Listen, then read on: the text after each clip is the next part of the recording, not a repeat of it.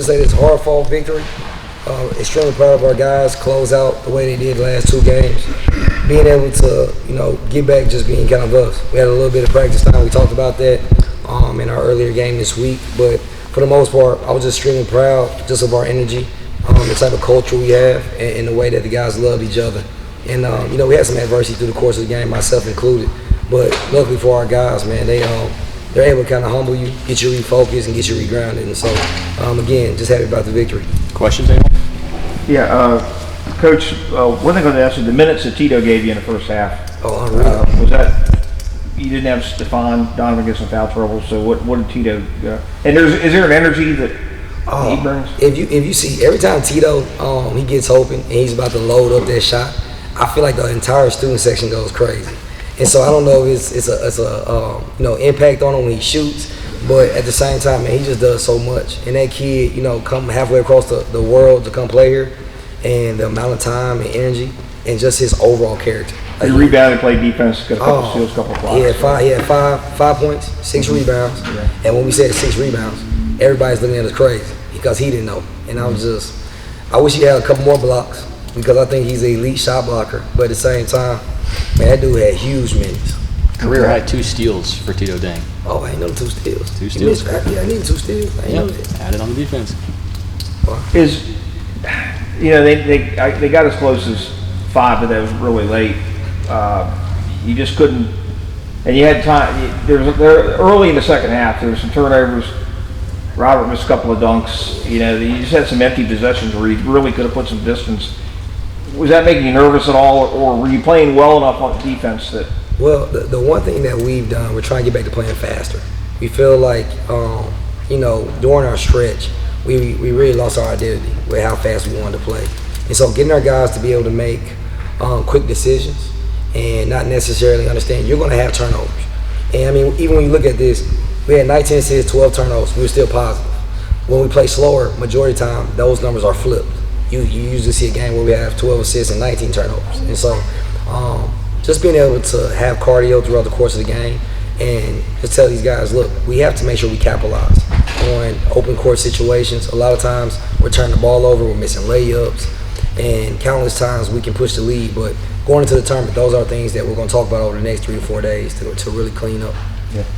Chris struggled a little bit shooting in the first half, but do you have the mentality that if it's there, you're going to take that shot regardless of what's happened? I do, but first half I was missing and I was getting in my own heads. But like Zach, he was like, Chris, you're good, they're gonna go in. Carr, he's telling me they're good, they're gonna go in. So just them giving me feedback and helping me stay confident, helping me make those shots in the second half. But those last 2 were pretty big, weren't they? Yeah, I knew the second one was going in because Simon behind me, he was like, it's cash, so I knew it was gonna go in. Okay.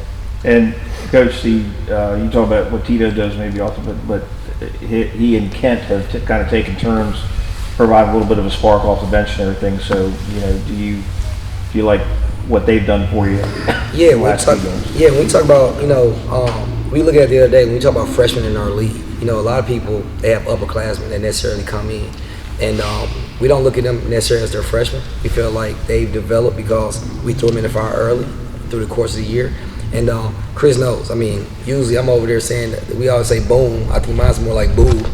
But before they even touch the ball, he knows we got confidence in them to make shots. And so he's made some really big shots throughout the course of the year. And I think his confidence has just grown. And so to be able to see his maturation, not only on offense but defense, it's been a blessing. This conference season was 2 games longer than last year. Am I correct? Yes. Okay. So longer season. You've had your share of injuries, but to finish in the top 4 and play as well as you did on the road, what does that say for this bunch? You know what? The one thing I always say is this: it's really a blessing to understand and to be able to go through what we did as a program last season. We had injuries. It was a very humbling experience, right? And so you make the run at the end of the season in the tournament, and it shows your guys who are returning what you're capable of doing. So it gave us momentum going into this season. And so I think, the product you see right now is just that momentum that started last season. and our guys having a belief system that they represent more than themselves, and they represent the university with everything that they have, especially the Duval community. And so we're excited that we're 4. We feel like, I told them, we should be at 20 wins already. Probably should have won it. But God don't make no mistakes, and we learn from our mistakes. And so that'll help us go into the tournament. It's difficult to play a team 3 times in one season, especially when the second and third are very quick. It's a quick turnaround, and you're seeing the same guys again. It is a quick turnaround, and so obviously he's going to make his adjustments, and we're going to make ours.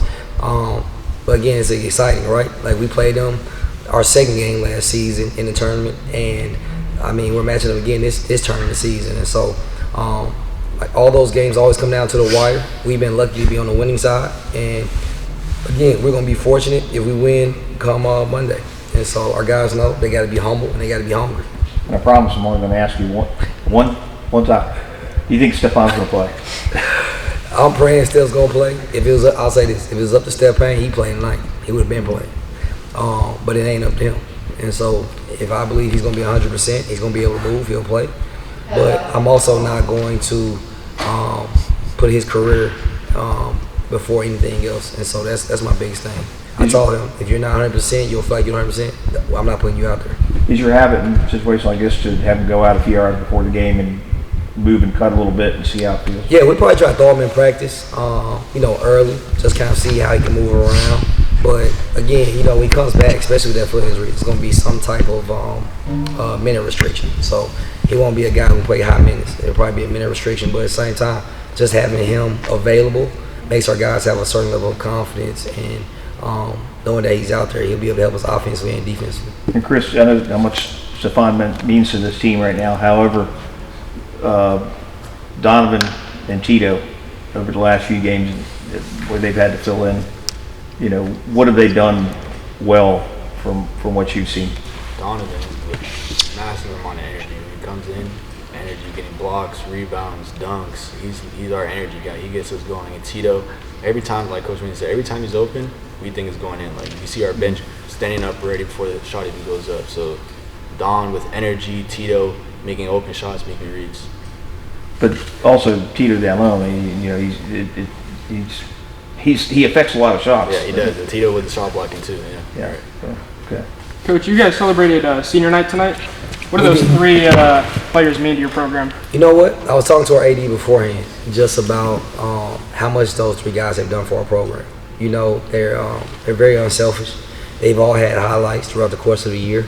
And I think, being able to know that this is a 1-year kind of bid for those guys, it allowed for us to see that recruiting in the portal can be helpful. A lot of times you're afraid, but our staff, it's a blessing that they were able to, find character, people who value the whole rather than themselves. And so just being able to coach those guys, man, it's been such a blessing, man. I wish I could have them a couple more years, but it's been pretty cool just to get to know them, know their families, and just be on this journey with them. And Chris, from a player's perspective, what kind of leadership did those guys have through the course of the season? They're great. Jakari, Kendall, Zimmy, they've been great leaders. They've been great. They talk to you all on and off the court. Off the court, they'll talk to you, things you can do better. They'll talk like being a man, like man-to-man conversation. So they've been great for the whole program. Anybody else? Coach, do you change in any way before a tournament? Do you change anything at all you do, or you played a lot of guys in the last month because you had to, but is your depth better now than it was the first month of the season? It is. I mean, how huge is that to? I mean, when you talk about Tito Dean, you talk about Ken Jackson, a lot of those guys, they weren't necessarily seeing playing time. The one thing that has allowed for us to be successful, like you talked about Donovan Rivers, right? He had 8 and 6 tonight. He had 7 rebounds versus EKU a couple days ago, and so he wasn't getting that type of playing time. So now when you get Steph back, you have multiple guys who have experience, who have confidence, who are playing at an elite level. And so, you know how it is in the tournament. You might have foul trouble, you might have turnovers. Like tonight, Rob doesn't show up necessarily play to the level we know he can play, but you have Chris available. He comes in, steps up, and gives you a scoring punch. And so we always talk about winning by committee, no matter who's in the game. And so any given night, especially in tournament play, we want to be dangerous because we have multiple guys we can throw at you. Yeah. Thank you, Coach. Thank you, Chris. Appreciate it, guys. Let's do it. Thanks, Chris.